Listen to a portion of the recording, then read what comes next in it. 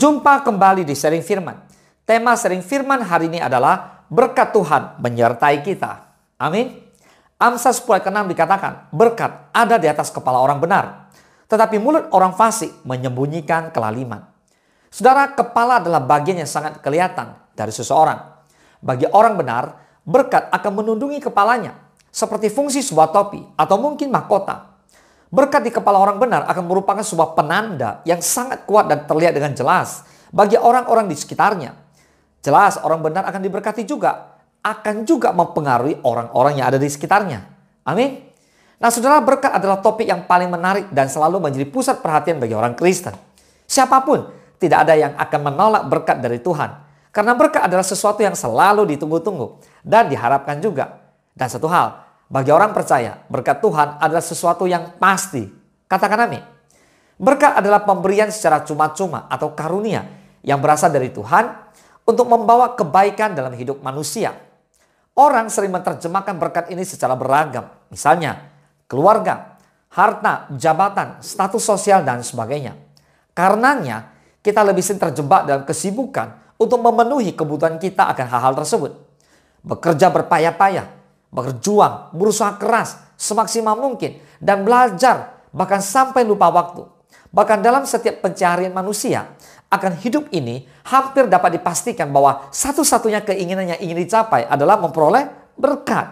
Nah ayo kita buka Alkitab kita bersama-sama, Bilangan 6 ayat 24 sampai ke 26. Tuhan memberkati engkau dan melindungi engkau.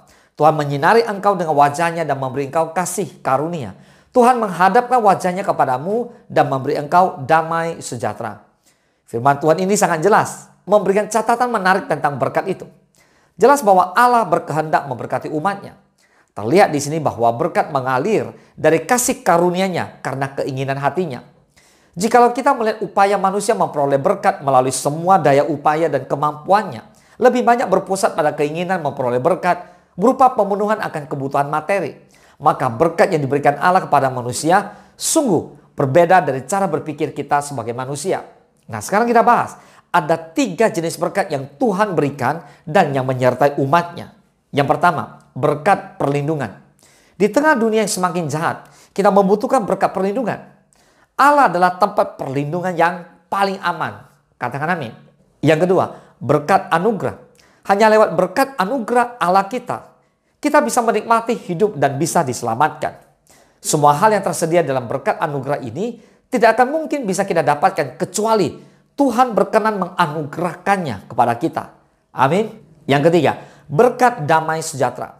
Berkat damai sejahtera menjadi jaminan untuk bisa menikmati hidup ini apapun keadaannya.